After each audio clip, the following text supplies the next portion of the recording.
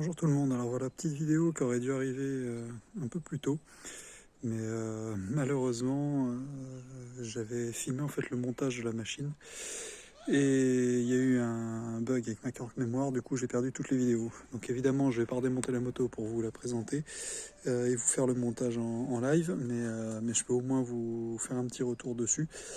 Tout simplement parce que quand j'ai cherché, j'ai trouvé aucun retour sur la machine, donc je me suis dit pourquoi pas. Donc là, on est sur un dirt bike, donc une mini moto de cross pour simplifier, avec un petit moteur 4 temps. Donc c'est un modèle de la marque Bastos, c'est le modèle BS 125 SA. Alors c'est un petit 125, 4 temps. C'est une marque à la base Bastos qui est une marque française.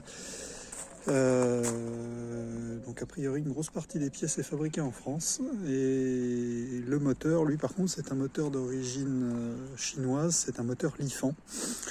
Voilà, bon, ça peut se retrouver sur des tondeuses, ça peut se retrouver sur différentes choses, hein. C'est un peu comme la marque Lonsin.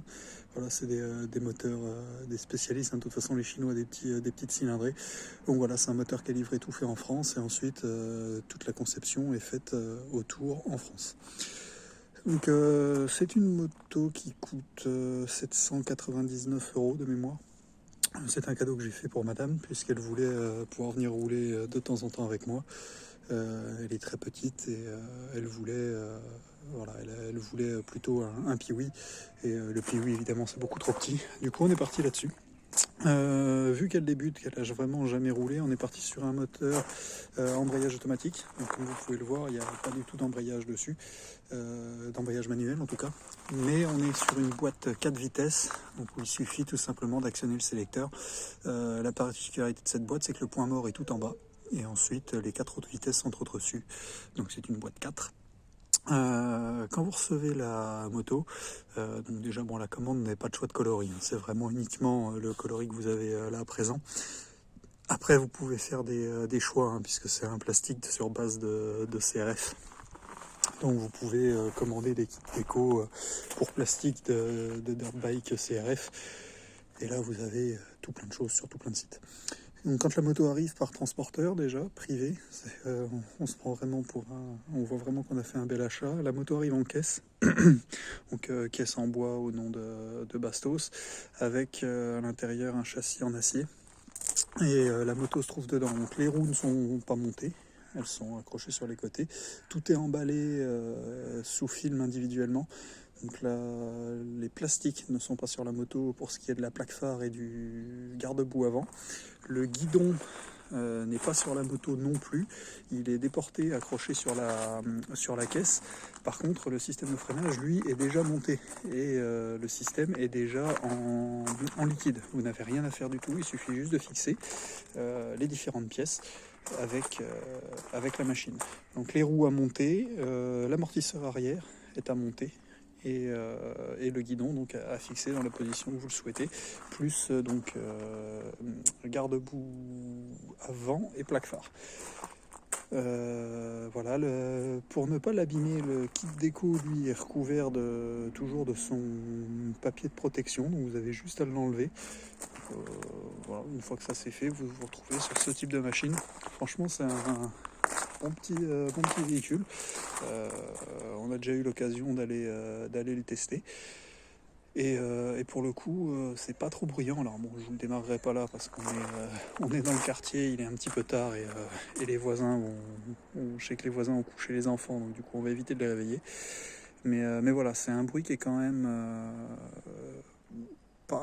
qui est pas surfait. C'est pas le bruit d'un gros 450 CRF que vous démarrez et qui réveille tout le quartier parce qu'il a un pot percé. Là non, ça reste, pour vous donner une idée, elle fait moins de bruit que mon MTX. À l'usage, madame en est très contente. Donc la première vidange est prévue autour des 16 heures d'utilisation. L'utiliser déjà pendant 16 heures, vous aurez déjà pas mal roulé, à savoir en plus que, comme je vous ai dit, le moteur est déjà en fluide, donc au départ vous n'avez rien à faire vraiment. Les pièces ne coûtent rien, tout est ultra accessible, il faut juste faire attention au filtre à air qu'on voit là quand on lave, parce que forcément il est tout de suite en prise directe avec les éléments, même si cette mousse là en fait c'est une mousse qui se met autour du filtre. Vous voyez, le filtre est vraiment là, et ça c'est une mousse qui est faite pour protéger de l'eau aussi, et de la poussière. Donc voilà, petite chose qu'on a eu dessus, juste à bien vérifier les serrages, notamment de l'écrou qui se trouve en dessous de la selle. Il y a un petit écrou qui se trouve ici, voilà. Bon, je sais pas si on le voit bien, pour fixer la selle. Faut vérifier juste qu'il soit bien serré, parce que sinon ça tombe et ça fait bizarre quand vous prenez la moto la première fois que vous voyez déjà une vis par terre. Mais sinon, non, globalement très content. Madame a déjà pris une petite gamelle avec. La moto a bien résisté. Je pense que le truc qui virera, ce sera le carter de protection de chaîne, puisque si on l'utilise vraiment trop dans la boue, ça va venir gêner au final. Mais voilà, donc elle a déjà pris son coup de lavage. Niveau freinage, ça marche super bien. Moi, j'ai eu l'occasion de monter dessus, puisqu'elle est limitée à 80 kg. J'ai la chance d'en faire un tout petit peu moins, donc j'ai pu rouler un peu avec. C'est ultra maniable, ultra amusant. Il n'y a pas de faux bruit. Mine de rien, ça part très bien. Il y a de quoi faire pour un débutant. Il y a de quoi faire sans se faire peur. Alors on peut pas brider le moulin sur celle-ci. Je sais que sur les plus petites on peut, pour éviter que ça prenne trop de vitesse, mais bon, on peut largement coller la moto en 3 ou en 4e, et ça reprendra tout doucement. Il y a vraiment de quoi se faire plaisir. Voilà, bon, après, évidemment, madame a déjà commencé à se faire un petit peu peur, puisque si on reste gaz en grand et qu'on enclenche la vitesse, forcément ça part d'un coup. Mais voilà, c'est vraiment appréciable comme petite machine. Donc n'hésitez pas, pour ceux qui se posent la question. C'est une marque qui a l'air fiable, et qui moi me contente parfaitement. Évidemment, je prends rien par la marque, vous avez vu mon garage. J'ai pas des motos, j'en ai, mais c'est pas moi qui suis sponsorisé, malheureusement. Donc voilà, c'est juste parce que quand je cherchais cette machine, j'ai trouvé aucun retour d'utilisateur. Donc voilà, là vous en avez. Très bonne petite marque, apparemment elle est un peu plébiscitée. Et moi je l'ai pris sur... je crois que c'était... il y a le site SmallMX, mais c'est pas sur celui-là que je l'ai pris. J'ai dû le prendre sur le site qui est partenaire de Le Bon Coin, Dirt quelque chose. Je vous mettrai ça en description. WKX, voilà, WKX Racing, c'est dessus que je l'ai pris. L'équipe alors ne répond pas, moi ne m'a pas répondu au téléphone malgré plusieurs appels, mais par contre par mail ils répondent quasiment du jour pour le lendemain. Donc très content, et j'ai eu toutes les réponses à mes questions. Donc des gens très pros, par mail, aucun problème. Donc n'hésitez pas, c'est une boîte sérieuse. Voilà, j'espère que ce retour vous aura plu. Et puis n'hésitez pas à poser vos questions. Allez, à bientôt.